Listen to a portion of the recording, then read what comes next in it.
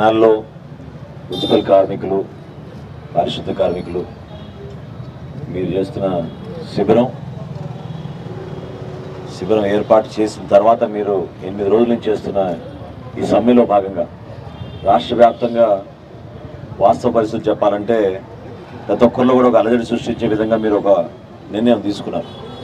ఎందుకంటే ప్రభుత్వాలు స్పందించాల్సిన బాధ్యత, అటువంటి ఆలోచన ప్రతి పాలకుడికి ఉండాలి. మనం మున్సిపల్ కార్యాలయం ముందు ఈరోజు ఈ విధంగా దీక్షలో కూర్చుంటున్నామంటే పట్టణం మొత్తం కూడా మీపైన ఆధారపడి ఉంటుంది. పారిశుద్ధ్యం విషయంలో కానివ్వండి, ఎటువంటి సేవా కార్యక్రమాల్లోనే కానివ్వండి, మీ బాధ్యతలు మీరు నిర్వహిస్తున్నా, మీ కర్తవ్యం మీరు నిర్వహిస్తున్నా కూడా స్పందించలేని ముఖ్యమంత్రి ఉన్నప్పుడు, ప్రభుత్వం ఉన్నప్పుడు మీరు చేయగలిగేది ఇటువంటి శిబిరం ఏర్పాటు చేసి ప్రతి ఒక్కరిలో కూడా ఒక చైతన్యం వచ్చే విధంగా, కొంతవరకైనా కొంచెం జ్ఞానం కలిగి స్పందించే మనస్తత్వం వస్తున్న భావన తప్ప అంతకన్నా మీరు ఏం పోరాడగలుగుతారు చెప్పండి. ఎందుకంటే పూర్వకాలం నుంచి పాదయాత్రలు చేశామని చెప్పుకునే మహానుభావులు ఎవరైతే ఉండేవాళ్ళో వాళ్ళందరూ ఆ రోజుల్లో ప్రజలతో పాటు నడుచుకుంటూ రోడ్లపైన తిరిగితే సమస్యలపైన అవగాహన వస్తుంది, తెలుస్తుంది మనకి సమస్యలు అని చెప్పి వాళ్ళు పాదయాత్రలు చేసేవాళ్ళు. కానీ ముఖ్యమంత్రి మాత్రం ఆయన ఆ రోజున తలపెట్టిన పాదయాత్ర కేవలం అబద్ధాలు చెప్పడానికి, మోసం చేయడానికి. ఇప్పుడు పద్మ గారు చెప్తున్నారు, ఇక్కడి నుంచి పాపం ముందేమో విఎస్ఆర్ కాలేజ్ వరకు ఆయనతో పాటు నడుద్దాం అనుకుందంట. ఎంతో ఉత్సాహంగా విఎస్ఆర్ కాలేజే కాదు నందివెల్లూరు నడిచెళ్దామని పాప ఆమె ఆ రోజున.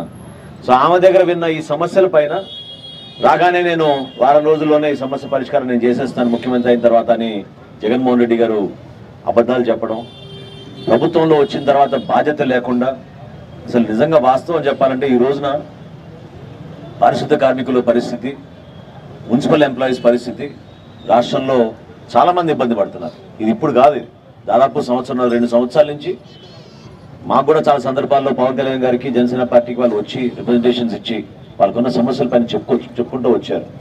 కానీ ఎక్కడ కూడా స్పందించాల్సిన బాధ్యత ఉందని ప్రభుత్వం నుంచి ఎవరు కూడా ముందుకు రాలేదు. అది చాలా పొరపాటు. ఇప్పుడు మీరు లేవనెత్తిన ఈ డిమాండ్స్ ఏవైతే ఉన్నాయో అందులో ఒకటి మాత్రం మీకు స్పష్టంగా చెప్పగలుగుతున్నాను. 2 ప్రధానమైన సమస్యలు నేను ఇప్పుడే మాట్లాడినప్పుడు నాకు అర్థమైంది. ఆరోగ్యం గురించి. ఆరోగ్యం అనేది ఒక ప్రాథమిక హక్కు, ప్రతి ఒక్కరు కూడా కోరుకునేదే అది. మనం ప్రతిరోజు ప్రభుత్వంలో ఒక ఎంప్లాయీగా ఉన్నా, ఒక పౌరుడుగా ఉన్నా, మన దేశంలో మనకి సరైన ఆరోగ్య అవసరాలు ఉన్నప్పుడు మనకి ఒక మంచి ఆసుపత్రులు, దానికి డాక్టర్లు, మందులు ఇవి ఏర్పాటు చేయాల్సిన బాధ్యత ప్రతి ఒక్కరికి ఉంటుంది. ఈఎస్ఐ హాస్పిటల్ అనేది దేనికోసం? అది ఎంప్లాయీస్ కోసం, ఒక రక్షణ ఇచ్చే విధంగా. ఎంత డబ్బు ఖర్చు అయినా సరే ఈఎస్ఐ హాస్పిటల్లో మీరు కార్డు చూపించుకుంటే ఆ ఎంప్లాయీ కార్డు మీకు అన్ని విధాలుగా ఆరోగ్య సమస్యలు లేకుండా వర్తించేటట్టు వాళ్ళు ఏర్పాటు చేసేవాళ్ళు. ఇదంతా ఎందుకు? అసలు మనకి ఇక్కడ వెనకాల మనం కట్టుకున్న ఈ అద్భుతమైన గాంధీ మార్కెట్ కాంప్లెక్స్లో ఆ రోజు మీ అందరి కోసం ఒక కళ్యాణ మండపం ఏర్పాటు చేసాం 5వ అంతస్తులో ఉచితంగా. మన మున్సిపాలిటీలో పనిచేస్తున్న ప్రతి కార్మికుడికి వాళ్ళ బిడ్డల పెళ్లిలో లేకపోతే చిన్న చిన్న ఫంక్షన్స్ ఏమైనా చేసుకోవాలనుకుంటే వెనకాల మొత్తం మీకు ఇదే బిల్డింగ్లో ఉచితంగా మీకు ఆ రోజున కళ్యాణ మండపం లాగా కూడా ఏర్పాటు చేద్దామని ఆ రోజు నిర్ణయించుకున్నాం. కానీ దాని తర్వాత పట్టించుకున్న వాళ్ళు ఎవరు లేరు. అద్భుతంగా కట్టాం మనం ఈ కాంప్లెక్స్. ఈరోజు దాని పరిస్థితి ఏంటి? అదేవిధంగా సిపిఎస్ రద్దు గురించి ఆయన చెప్పాడు. ఏమైపోయింది? ఎందుకు దాని గురించి స్పందించడం లేదు? ఆర్థికంగా ఇబ్బందులు ఉంటాయనే విషయం తెలియదు ఇతనికి. మరి మాట ఇచ్చారు ఆ రోజున, ఎందుకు దాని గురించి స్పందించడం లేదు? కనీస వైద్య సదుపాయాలు ఈ రోజున ప్రభుత్వం నుంచి మనం చక్కటి వైద్యశాల ఉంది మనకి గుంటూరు జిల్లాలో మనందరం గర్వపడే విధంగా మనకి తెనాల్లో తల్లి పిల్లల హాస్పిటల్ ఉంది, ప్రభుత్వ జనరల్ హాస్పిటల్ ఉంది. దాన్ని ఇంకా ఆధునీకరణ చేయాల్సిన బాధ్యత పోయి ఉన్నదాన్ని కూడా నిర్వీర్యం చేసేస్తున్నారు. అసలు మనకి మున్సిపాలిటీలో మనకి ప్రత్యేకంగా మనకున్న నిధులు ఈరోజు ఏ విధంగా ట్యాక్సులు పెంచాం? చెత్త పన్ను విషయం గురించి మీరు అందరూ కూడా ఎన్ని అవమానాలు గురయ్యారు. ఏ ఇంటికి వెళ్ళినా మిమ్మల్ని నిలదీస్తున్నారు కదా చెత్త పన్ను గురించి ఏంటని. ఏ షాప్కి వెళ్ళినా కూడా మిమ్మల్ని ప్రశ్నిస్తున్నారు కదా. మరి ప్రభుత్వం మీ దగ్గర సమకూర్చిన నిధుల్ని ఎందుకు మరొకసారి అందరికన్నా ముందు చూసుకోవాల్సిన బాధ్యతగా మన ఎంప్లాయీస్ బాగుంటే వాళ్ళు ఇంకా బాగా పనిచేస్తారు. పారిశుద్ధ విషయంలో కానివ్వండి, పౌరులకి అందించే సేవల్లో కానివ్వండి ఇంకా ముందు తీసుకెళ్ళగలుగుతారు. సిఐటి నుంచి ఈరోజు రాష్ట్ర వ్యాప్తంగా 80 మున్సిపాలిటీలు చేస్తూనే ఉంటున్నారు. ఇంకా బ్యాలెన్స్ 43 మున్సిపాలిటీస్ కూడా త్వరలో ఇందులో చేరుతాయన్నారా? రేపటి నుంచేనా? ఓకే. సో ఈ 123 మున్సిపాలిటీల్లో కూడా మీరందరూ సమ్మెకు దిగితే ప్రజల సంగతి ఏంటి? ఎందుకు దీని గురించి వీళ్ళు స్పందించడం లేదు? ఖచ్చితంగా ఆరోగ్యపరమైన సమస్యలు వస్తాయి. ఈ రోజున వాస్తవ పరిస్థితులు ఏంటంటే ఎక్కడ కూడా ఇన్ఫ్రాస్ట్రక్చర్ లేదు, కనీస మౌలిక సదుపాయాలు లేదు, రూపాయి ఖర్చు పెట్టలేదు. వీళ్ళకి రోడ్డు పైన కానీ డ్రైన్ పైన కానీ కొత్త యంత్రాలు కొనడంలో విషయంలో కానీ ఎక్కడ కూడా వెళ్ళలేదు. అన్నీ ఎక్కడ చూసినా స్కామ్లు. ఏదో ట్రాక్టర్లు కొన్నారు, ఆటోలు కొన్నారు, అది కూడా ఒక స్కామ్ కానీ మారిపోయింది. ఇప్పుడు ఆటో డ్రైవర్ల గురించి కూడా మీరు చెప్తున్నారు క్లాప్ విషయంలో. మరి ఎందుకు స్పందించడం లేదు నాకు అర్థం కావడం లేదు. ప్రభుత్వం నుంచి తీసుకొచ్చింది వాళ్ళే, ఆ పథకం ప్రజల్లోకి తీసుకొచ్చింది ఈ ప్రభుత్వం, కానీ స్పందించే మనస్తత్వం లేదు వీళ్ళకి. మిమ్మల్ని అందరం కూడా నేను కోరేది ఏంటంటే దయచేసి అర్థం చేసుకోండి. మీరు కూడా ప్రభుత్వం నడిపించడం అనేది అంత సులభమైన పని కాదు. ఆర్థికంగా కొన్ని ఇబ్బందులు ఉంటాయి, కానీ మీకు ఆ మాత్రం మర్యాద ఇవ్వకుండా పిలిచి ఒకసారి మీతో కూర్చొని చర్చించి ఏ విధంగా మనం కొన్ని అంశాలపైన మీరు లేవనెత్తిన కొన్ని అంశాలు, ఈ 5 అంశాలు ఉన్నాయో, ఈ 5 అంశాలని ఏ విధంగా మనం పరిష్కారం చేసుకోగలుగుతామని ప్రభుత్వం నుంచి స్పందించకపోతే మాత్రం మీరందరూ కూడా ఆలోచించుకోవాలి. ఎందుకంటే మీరు కూడా నమ్మకంతో ఈ ప్రభుత్వానికి మీరు ఓట్లు వేసారు, నిలబెట్టారు. లేకపోతే ఇంత అధిక సంఖ్యలో వీళ్ళకి మెజారిటీ వచ్చేది కాదు. రాష్ట్ర వ్యాప్తంగా అందరూ నమ్మారు ఏంటంటే జగన్మోహన్ రెడ్డి గారి ప్రభుత్వం అద్భుతంగా చేస్తున్న కార్యక్రమాలను నమ్మారు మీరు. కానీ ప్రతి వర్గాన్ని దెబ్బకొట్టారు. ఈరోజు అంగన్వాడీ మహిళల పాపం వాళ్ళ కేంద్రాలు మూసేసి వాళ్ళు రోడ్డుపైన వచ్చి కూర్చున్నారు. మీరు పారిశుద్ధ కార్మికులుగా, మున్సిపల్ ఎంప్లాయీస్గా మీరు రోడ్డు మీద వచ్చి నిలబడ్డారు. ఇంతకుముందే ఇంకో శిబిరానికి వెళ్ళాం.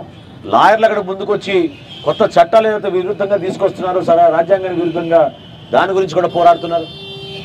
ప్రతి రంగాన్ని ఇబ్బంది పెట్టారు. దాన్ని మీరు గుర్తించాలి. అసలు తెనాలి మున్సిపాలిటీ ఎంత అద్భుతంగా ఈరోజు ఉండాలంటే రాష్ట్ర ప్రభుత్వంతో సంబంధం లేకుండా మన ఎంప్లాయీస్కి మనం అందుబాటులో ఉండి వాళ్ళకి ఆర్థికంగా బలోపేతం అయ్యేటట్టు చర్యలు తీసుకునే పరిస్థితి ఉండాలి ఇక్కడ మనకి. కానీ వాళ్ళు ఆ మాత్రం కూడా సంక్షేమం గురించి ఆలోచించడం లేదు. ప్రతి కార్మికులకి మనం సోదరుడికి సోదరుమనికి ఏదో విధంగా మన మున్సిపాలిటీ నుంచి మనం అండగా నిలబడగలుగుతాం. మీరు చూశారు గతంలో మీరు పోరాటాలు చేసినప్పుడు ఏదో విధంగా ప్రభుత్వం నుంచి ఇక్కడ ఉన్న స్థానికంగా ఉన్న కమిషనర్ వచ్చి కూర్చొని మీతో మాట్లాడి చర్చించి సమస్య ఉండకుండా మీకు పరిష్కారం చేయడానికి కోసం ఒక ప్రయత్నం ఖచ్చితంగా చేశాం. ఈ అవుట్ సోర్సింగ్ విషయం అంటారా, ఇది డెఫినెట్గా రాబోయే రోజుల్లో సుప్రీంకోర్టు తీసుకోవాల్సిన నిర్ణయం. ఇది రాష్ట్ర ప్రభుత్వం, అందులో జగన్మోహన్ రెడ్డి గారు చెప్పిన అబద్ధాల్లో అన్నిటికన్నా పెద్ద అబద్ధం ఇది. ఎందుకంటే మీతో పాటు వాలంటీర్లందరినీ కూడా రాష్ట్ర వ్యాప్తంగా 3 లక్షల మందికి కూడా ప్రభుత్వ ఉద్యోగాలు వస్తాయని చెప్పి నమ్మించారు. వీళ్ళని 5,000 రూపాయలతో పనిచేపిస్తున్నారు ఈ రోజున వాళ్ళందరినీ కూడా. కానీ సుప్రీంకోర్టు గైడ్ లైన్స్ మేరకు మిమ్మల్ని అందరినీ కూడా అవుట్ సోర్సింగ్ ఎంప్లాయీస్ని పర్మనెంట్ చేయడానికి దానికి విధి విధానం ఉండాలని చెప్పి చాలా స్పష్టంగా చెప్పారు. దాన్ని మీరు అందరూ కూడా అర్థం చేసుకుని మీరు చేస్తున్న సర్వీస్ని, ఎందుకంటే ఇంత కష్టమైన పని పవన్ కళ్యాణ్ గారు గతంలో కూడా చెప్పారు. నిజంగానే పారిశుద్ధ కార్మికులు, అందులో ప్రత్యేకంగా రెల్లి కులస్తులు ఏ విధంగా కష్టపడి పాపం ప్రొద్దులు లేస్తే వాళ్ళ గురించి, వాళ్ళ కుటుంబాల గురించి ఆలోచించకుండా మన పట్టణం గురించి, మన గ్రామాల గురించి, ఇతర ప్రజల ఆరోగ్యం గురించి ఆలోచించి వాళ్ళు కష్టపడతారు. దాన్ని మేము గౌరవిస్తున్నాం. మీకు ఖచ్చితంగా ఆదరించే విధంగా ప్రభుత్వం మారాలి, మనసున్న ప్రభుత్వం రావాలి మీకోసం. అంతేగాని ఏదో ఉపన్యాసాలు ఇచ్చేసి ఓట్ల కోసం లబ్ధి కలిగే విధంగా స్పందించే ఆలోచన అది మానుకోవాలి. తప్పకుండా పెద్దలు చెప్పినట్టు అనేక ప్రభుత్వాలకి ఈ విధంగానే విన్నవించుకున్నారు గతంలో. కానీ స్పందించేవి ప్రభుత్వాలు పిలిపించుకుని మాట్లాడి ముందుగా మంత్రి గారి సమక్షంలో, దాని తర్వాత అధికారుల సమక్షంలో, అవసరమైతే ముఖ్యమంత్రి గారి సమక్షంలో పరిష్కారం మాత్రం జరిగేది. ఈరోజు పరిష్కారానికి మార్గమే లేదు. అసలు మీకు కలవడానికి కూడా అవకాశం లేదు. ముఖ్యమంత్రి గారిని మీరు కలిసి ఒక రిప్రజెంటేషన్ ఇచ్చుకోవాలి మా సమస్యలపైనని మీరు ఒక ప్రయత్నం చేసినా కూడా ఈరోజు కలిసే పరిస్థితి లేదు. జనసేన పార్టీ రాబోయే రోజుల్లో తెలుగుదేశం పార్టీతో మేము ఒక మంచి ప్రభుత్వం తీసుకొచ్చి మీ అందరికి కూడా అండగా నిలబడే విధంగా, ప్రతి ఒక్కరికి మీరు కోరిన విధంగా కొన్ని ఆర్థికమైన పరిస్థితులు ఏవైతే ఉన్నాయో దాన్ని బేస్ చేసుకుని తప్పకుండా మీకు మేలు చేసే విధంగా ఒక ప్రయత్నం మాత్రం డెఫినెట్గా మేము చేస్తాం. ప్రయత్నమే కాదు, నేను మీకు మాటిస్తున్నాను, పారిశుద్ధ కార్మికులకి ప్రత్యేకంగా నేను మాటిస్తున్నాను. జనసేన పార్టీ పవన్ కళ్యాణ్ గారి తరఫున 100% మీ అందరికీ అండగా నిలబడడానికి రాబోయే రోజుల్లో మేము ప్రభుత్వం ఏర్పాటు చేసిన తర్వాత తప్పకుండా మీకు అన్ని విధాలుగా, అది ఒక్కోసారి సందర్భంలో ఆర్థిక ఇబ్బందులైనా సరే మీ జీవితాల్లో వెలుగొచ్చే విధంగా తప్పకుండా మేము జనసేన పార్టీ నుంచి మీకు కట్టుబడి ఉంటాం. మీ జీవితాల్లో ఒక మార్పు తీసుకొచ్చే విధంగా మేము ప్రయత్నం చేస్తామని చెప్పి చాలా స్పష్టంగా మీకు హామీ ఇస్తున్నాను. అదేవిధంగా మీరందరూ కూడా దయచేసి ఈ సమ్మెలో ఎవరైతే పాల్గొంటున్నారో వాళ్ళందరూ కూడా నేను కోరుకునేది, పెద్దలందరూ కూడా మీకు అనుభవంతో దీన్ని ఇంకా విస్తృతంగా చేసేటట్టు మీరు ఒక మంచి ప్రయత్నం చేయండి. ఒక రాజకీయ పార్టీగా మేము మీకు అండగా నిలబడడానికి కోసం ఈరోజు వచ్చాం. మా గుంటూరు జిల్లా అధ్యక్షుడు గాది వెంకటేశ్వరరావు గారు కానీ, మా జనసేన పార్టీ నాయకులందరూ కూడా ఎప్పుడు కూడా మీకు ఈ సమస్య పైన మీరు చేస్తున్న పోరాటం మీరు అడిగి అడిగి అడిగి అలసిపోయారు కాబట్టి మీరు చివరికి ఈ స్థాయికి వచ్చారు. రిప్రజెంటేషన్లు ఇచ్చారు, ఎవరు పట్టించుకోవడం లేదు కాబట్టి ఈ పరిస్థితి వచ్చింది. ఈ రోజున స్పందించలేని ప్రభుత్వం స్పందన కార్యక్రమం ఏర్పాటు చేస్తుంది. మనసున్న ప్రభుత్వం అయితే ముఖ్యమంత్రి మీ దగ్గరకు వచ్చి కూర్చుని మాట్లాడి ఇటువంటి కార్యక్రమాలు మీకు రోడ్డు పైన దిగకుండా చూడడానికి ఆయన ప్రయత్నం చేసేవాడు. అది మాత్రం ఇక్కడ జరగలేదు. రాష్ట్ర వ్యాప్తంగా మీరు చేస్తున్న ఈ ఆందోళన మీకు రావాల్సిన బెనిఫిట్స్, అది ఆరోగ్యపరమైన బెనిఫిట్స్ కానివ్వండి, రిటైర్మెంట్ బెనిఫిట్స్ కానివ్వండి, లేదా వేతనాల విషయంలో కానివ్వండి, తప్పకుండా కూర్చొని చర్చించుకొని ఒక సమగ్రమైన ఆలోచనతోటి ప్రతి కుటుంబానికి ప్రతి ఎంప్లాయీకి న్యాయం చేసే విధంగా ప్రభుత్వాలు నిలబడాలి. అటువంటి ప్రభుత్వం కోసమే మేము రాబోయే రోజుల్లో ముందుకెళ్ళి స్థాపించబోతున్నాం. తప్పకుండా చంద్రబాబు నాయుడు గారి నాయకత్వంలో, పవన్ కళ్యాణ్ గారి నాయకత్వంలో మీకు రాబోయే రోజుల్లో డెఫినెట్గా మీకు మేలు జరుగుతుంది. ఇటువంటి సమస్య రాకుండా చూసుకునే బాధ్యత మాలాంటి వాళ్ళం కూడా మేము నిలబడతాం మీకోసం అని చెప్పి చాలా స్పష్టంగా మీకు చెప్పుకుంటూ జనసేన పార్టీ తరఫున ఇంకోసారి మీకు హామీ ఇస్తున్నాను. కార్మిక సోదరులకు, కార్మిక సంఘాల్లో ఉన్న ప్రతి ఎంప్లాయీకి ప్రత్యేకంగా మనకి ఈ రోజున పారిశుద్ధ్యం విషయంలో మీరు పడిన కష్టాల్ని దృష్టిలో పెట్టుకుని తప్పకుండా మీ జీవితాల్లో గౌరవం నింపే విధంగా, ఆర్థికంగా మీకు బలోపేతం చేసే విధంగా జనసేన పార్టీ ప్రభుత్వం రాబోయే రోజుల్లో నిలబడుతుందని చాలా స్పష్టంగా మీకు హామీ ఇస్తున్నాను. ఈ సందర్భంగా తెలుపుకుంటూ సెలవు తీసుకుంటున్నాను. జై హింద్.